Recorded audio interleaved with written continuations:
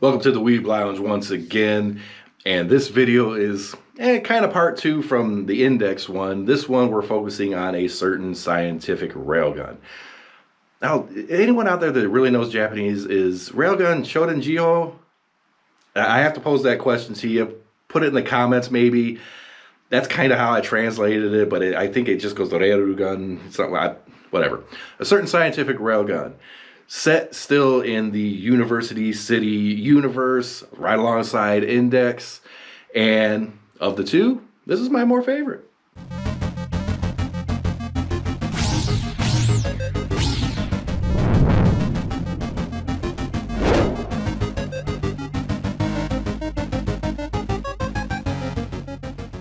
Now, Index focus on Toma and Index. Railgun focuses on Misaka and Kuroko, a pair of characters that I absolutely enjoy. Of this entire series universe, Misaka is my #1 favorite, as it is probably a lot of people. She is the tomboy character, which of course I like. She's super intelligent, but she also has this odd... She turns into like a little kid when it comes to this little Kero frog figure thing. She has to collect, anytime she sees it, she has to collect and buy whatever the heck it is. She turns into like just a total collector otaku for this toy. Turns into like a complete child for this stuff. But all the other times, she is serious and deadly. Misaka's nickname, of course, is Railgun. Why is that? Well, one of her moves that she is very famous for is taking a 100 yen coin and shooting it using electromagnetism out of her hand at nearly the speed of light. So that little coin has an atomic level impact. Yeah, it's very deadly. She is a master. She is an electromagnetic master, I guess that is. Think Magneto. Only she uses her powers a little different, maybe a little bit more creative. You have Magneto versus Misaka. In all reality, they should be like dead equals considering their powers, but yeah, that's a different kind of universe thing, right? But anyways, Misaka, she can hang on to walls using magnetism. She can draw out like iron ore from the ground and create a sword. She can, shoot whatever that. It's not just that coin she can shoot, okay? She can propel very large objects at near the speed of light. Hence railgun, hence you gonna die if you're in the path of it, unless you're accelerator. Accelerator can handle that. Kuroko, now I said Misaka was like my #1 favorite in this. Little tiny smidge down right underneath it. You can barely notice it. Kuroko is my second favorite. And I don't even want to say second favorite. I want to say equal favorite. This character is comic gold. She is Yuri as hell for Misaka. She wants everything of Misaka. Everything. Okay, like I said, Yuri. I mean, yeah. And she is not afraid to express this. And it turns a lot of moments rather comical. Especially the micro bikini one where she's trying on outfits and was like, what's going to impress Misaka? This string will do it. Yeah, it's a great episode. Yeah, I ain't gonna complain. But Kuroko, her ability is teleportation. She can teleport herself and other objects. Anything that she touches, basically, she can teleport wherever. So she always walks around with like these kind of knives and stuff, right? Knives, needles, whatever you want to call them. Like they almost look like nails, right? Well, the thing is, she can teleport herself anywhere that she's kind of been, and she can also teleport these objects. Like take that needle. If she wanted to, she could teleport it right in someone's heart. Just, boop, you're dead. What you gonna do about it? Not a damn thing. You got a needle in your heart now, you're dead. Put it in your brain, just like, put it in your brain, spin it around a little bit. I mean, mush. Brain starts going, I think her brain's a little bit mush when it comes to Misaka. But yeah. But anyways, those two characters are my absolute favorite of the entire Railgun Index universe. But there are a couple other characters that do stand out a bit. You have Haru.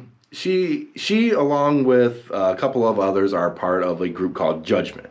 Kuroko is part of Judgment. It's kind of like a little... At first it comes off like a little campus police, but it's a lot bigger than that. They kind of go after espers and other users of abilities that aren't behaving. So they go after them, which is like superhero versus villain kind of stuff, I guess. But Haru, she's only a level 1 Esper. Her power is to warm her head or something.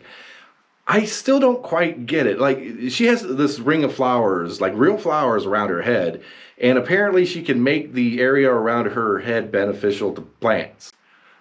And I remember something, it's like being able to generate a soft, warm condition. She's a hothead, I guess? Definitely not a hothead. Her character is very demure.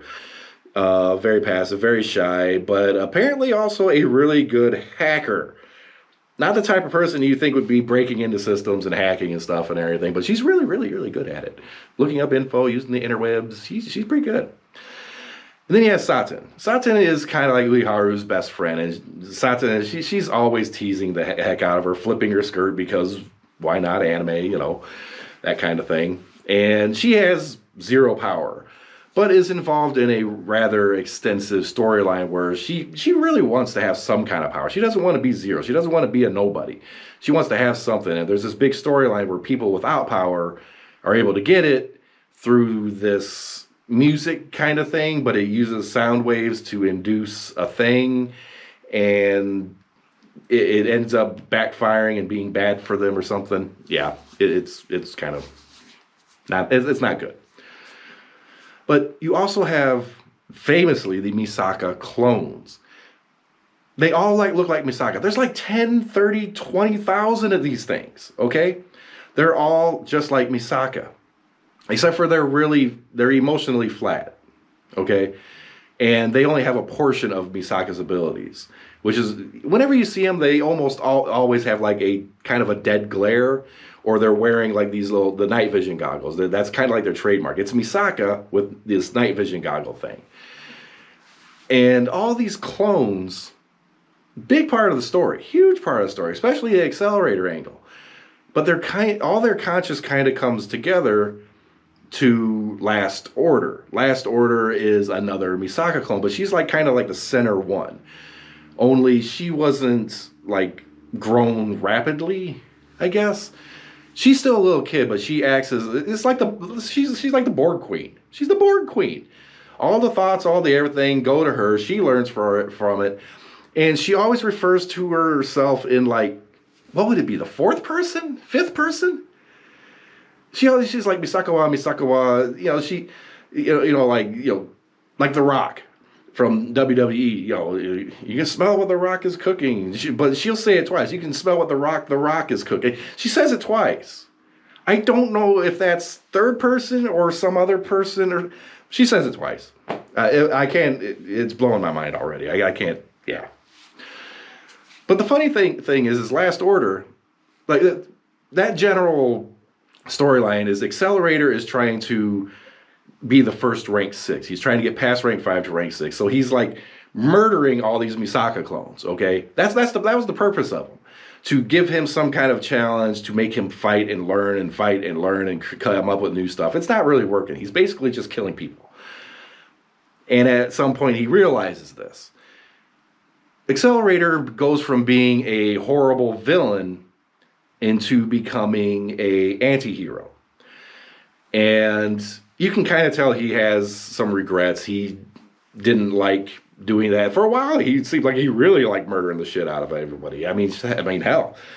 But after a while, you kind of realize it's like, hey, these are living people. And I've murdered like thousands of these things. That this is bad.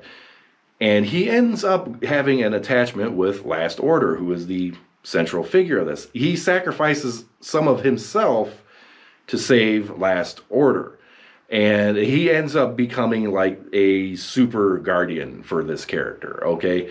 Like, if you mess with Last Order, Accelerator is going to make your head explode. Don't mess with Last Order, okay? Just don't. Oh my God.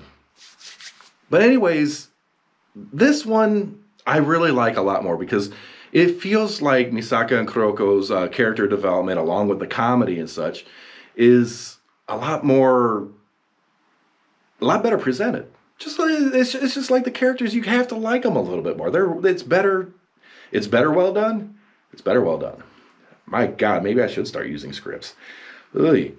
But the character development is much better. The fights with Accelerator, Last Order, the whole Judgment little group and policing, and especially Kuroko. I just really like Kuroko. It's teleporting around, messing with people, throwing herself literally nude at Misaka, trying to get her to do something.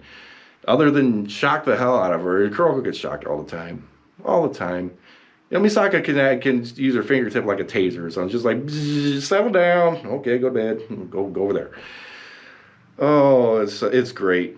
Well, you know, one of the best moments, it wasn't in the first series. I think it was Railgun S. Kuroko finally met Misaka's mom. Misaka's mom's here, and Misaka herself is here, and Kuroko's sitting there. And the mother looks exactly like Misaka. Okay, like dead on with one slight difference. Bigger tits. Much bigger. Much bigger. You have to see it to really appreciate how funny it is, because Kuroko sees that. It's like one of the first things she notices, and then looks over at Misaka, and you can just see the grin on her face and everything, and she was like, I know what the future holds. You have to see that one. I can't explain that one to make you laugh. You have to watch it. But that's Kuroko for you. Great character. Great character. Great character, great anime. Both the Index and the Railgun series, if you watch them, you're going to want to probably look up a little order of what to watch them in. Generally, it's like Index Season 1, Railgun Season 1, Index Season 2, Railgun Season 2, but it's a little, yeah. Just Google that, because it can get a little confusing, because second season of Railgun kind of, okay, I'm just going to start ranting if I do that, yeah.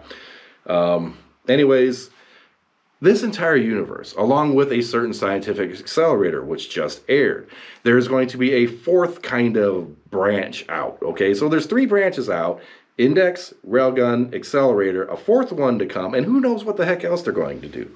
So it's a massive universe, and I would actually recommend starting to watch it now if you haven't seen it at all, because you're going to be watching a lot to catch up. These are not little 12-episode series. These are full seasons, okay? We're talking 20-plus episodes per. So, 120, 130, it's probably around 150 episodes or so. So you got some catching up to do. Very much worth it. You'll love these characters in both Index, Railgun, whatever. And with that, like, subscribe, hit that notification button. Start watching this series ASAP. You will find a character that you like. There's personalities all over the place. And with that, I got another video coming up.